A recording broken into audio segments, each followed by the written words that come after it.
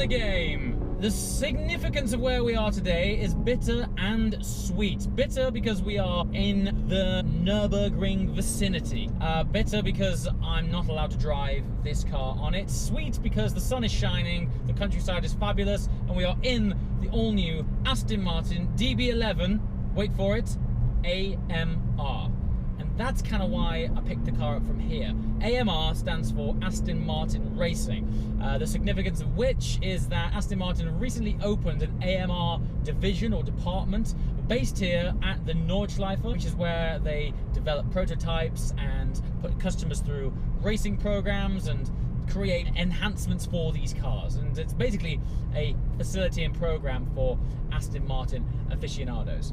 So what are we in? Well, I'm going to actually start off with a significant piece of information that actually wasn't immediately apparent to me when I first heard about this product. The AMR DB11 actually is the successor to the standard DB11. So in a few months' time, the DB11 will be no more, and there will be a price hike of around about £17,000, and it will be the DB11 AMR. And you're probably thinking, well, what's going on? What do you get for that price hike? Well, first of all, and let's face it, this is what everyone's interested in, power.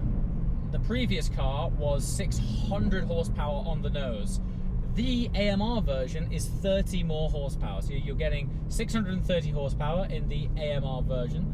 But it doesn't stop there. The whole idea is that while this is, yes, what I would class as a sort of mild facelift, the significance of applying the AMR moniker to this car is to draw closer connections and parallels between the Aston Martin racing world. And the idea is that this car is now a more tauter driving experience. So before I go into the upgrades and significance and how this car drives, I just want to address my thoughts on the DB11. Last year I spent some time with that car. In fact, I was graced with the honor and opportunity to drive down to Le Mans with Aston Martin and Hackett, actually, in the all-new DB11 at that time. Wonderful Grand Tourer and great for crunching miles effortlessly, but I did feel that there was a lack of driving connection with the car. I wouldn't go so far as to call it hollow, but there was definitely more of a bias towards it very much being this Grand Tourer that would effortlessly munch miles than it was when you came to the tight, twisty stuff. I never really felt overly impressed with the connection and emotion and the feedback that I got from the standard DB11. The idea is, this isn't a game changer. It still offers the luxury and refinement of the Grand Tourer ability and package that the DB11 had. It's just built on top of that and enhanced it, I would say, in a way that is greater than the sum of its parts. So ride height is slightly lower, suspension very slightly stiffer, engine mount slightly stiffer. I'm not entirely sure if the steering weight is factually heavier, and it might be just the result of the sum of those tweaks. But as a result of my cognitive recall of what the DB11 was like, I also feel that the steering is certainly more in tune with the overall balance and flow of this car. So let's test it out, see what we're all about. Drop it down to third, see what 630 Great British horsepower feels like. And it revs to 7. Yes, we should use the brakes because we're now getting way too carried away for the environment we're in.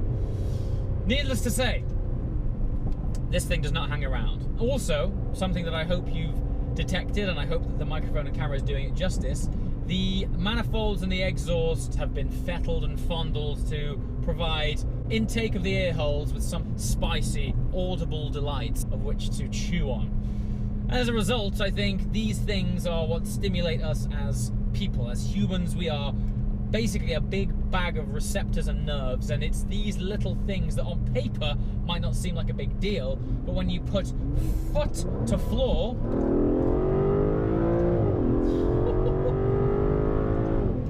these are the things which set you alight. These sounds, these sensations, the fact that you've just got more connection with the car has, I am already telling you, this now feels to me what I think the DB11 should have felt like from day one.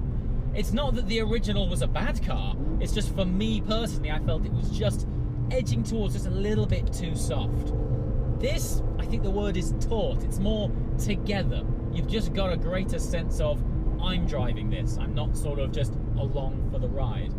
So it's still the same 5.2 litre V12 twin turbo that was found in the DB11, only with the 630 horsepower, the 30 extra jump. This now pushes all the way out to 208 miles an hour. I always wonder, I'm like, you know, what's the case for this top speed? Well, while it's lovely to brag about it down the pub, we are in Germany, and there are vast amounts of de-restricted autobahn in this country where, believe it or not, it's actually legal to achieve those top speeds, so there is actually a genuine case for it.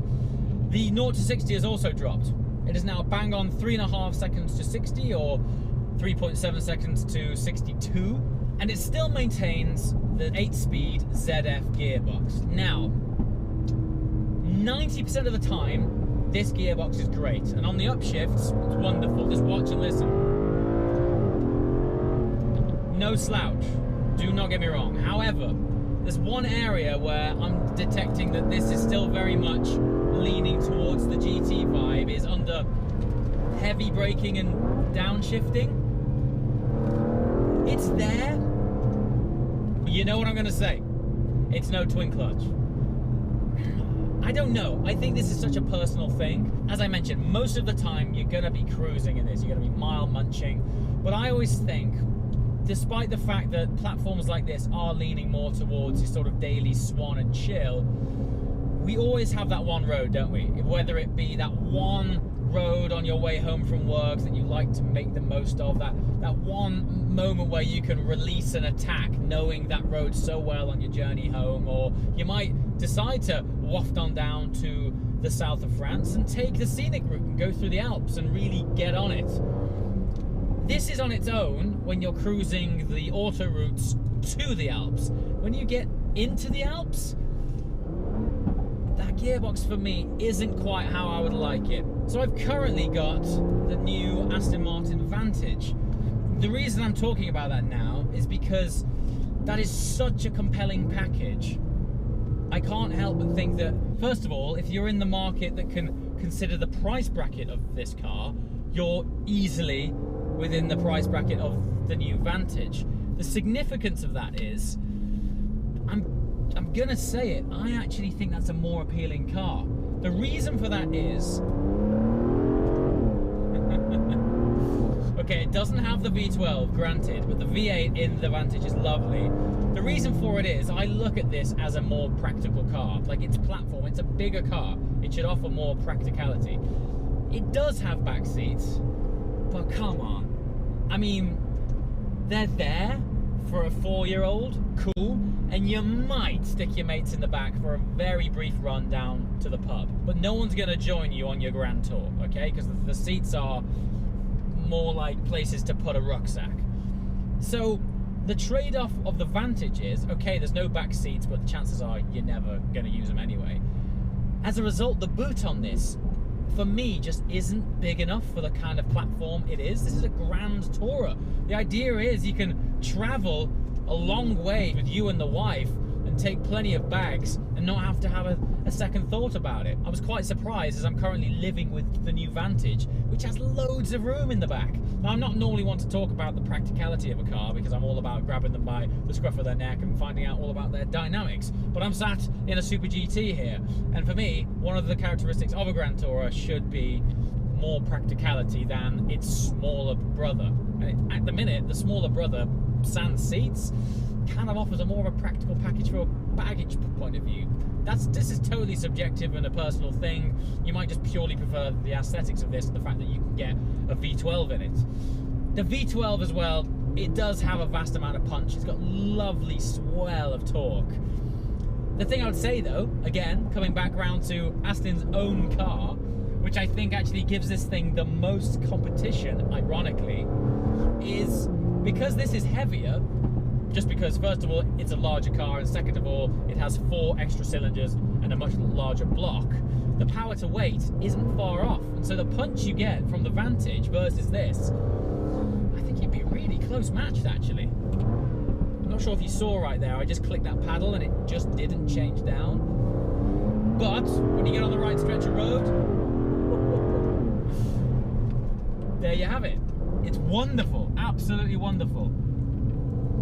Ultimately, you're gonna have a phenomenal time in this thing. And what I'm doing in the back of my mind right now is comparing it with the entry-level original DB11. Look at that sound. It's a much greater sense of occasion. And I think that's what you want when you're speccing a car that's over £200,000. This car right here, and you're probably thinking, hold on a minute ago you told me it was like 170 odd. No. This particular car that I'm in right now is a launch edition car. They're only making 100 of these in this particular spec, and it's over 200 grand. When you step into it, it's very, very pleasant. There's a lush lathering of Alcantara and carbon fiber, and the smell. You know, earlier on I was actually in the presentation of this car. There was a gentleman standing next to me. His native language was not English. Somebody opened the door. The gentleman was stood about 8 feet away from this car, and he was stood there for a few seconds, and we both got hit by this iconic waft of a combination of Alcantara and leather. And he just looked at me and went, right? He was just like, the smell. And I knew exactly what he meant. There was just something so beautiful about it. And I think that's the kind of things that you're getting in a car like this. There are elements of luxury and intangible qualities which don't always come through on camera, that I can absolutely reassure you that when you're around this thing, particularly inside it, it's got this aura of being something very special indeed. I think at the minute Aston are absolutely on a roll with their interiors. This one, I am currently interacting directly with Alcantara, and it's amazing the difference that makes. I know it's such a small thing, but the difference between leather and Alcantara just switches a node in your brain that says this now means a bit more business. And I think it's all of these little assets and things that on paper might not seem a big deal. I always think these are greater than the sum of their parts, and it really adds up to a lovely sense of occasion. Now, just to clarify, I've had a few people asking me, is this new DBS? Is this the new Vanquish replacement? No, it's not at all. It's still very much DB11. The DBS Superleggera is coming. I cannot wait to share that with you. I can't talk about it too much, but I'm just saying, I cannot wait. Aston Martin right now are one of my favourite movers and shakers in the car industry. Let's face it, their Halo product, which is the Valkyrie, quite frankly is absolutely blowing everything out of the water, certainly on paper so far, because we haven't seen a rolling version of that car yet. But the things coming out of there are incredible, and I cannot wait for the future of Aston Martin to unfold.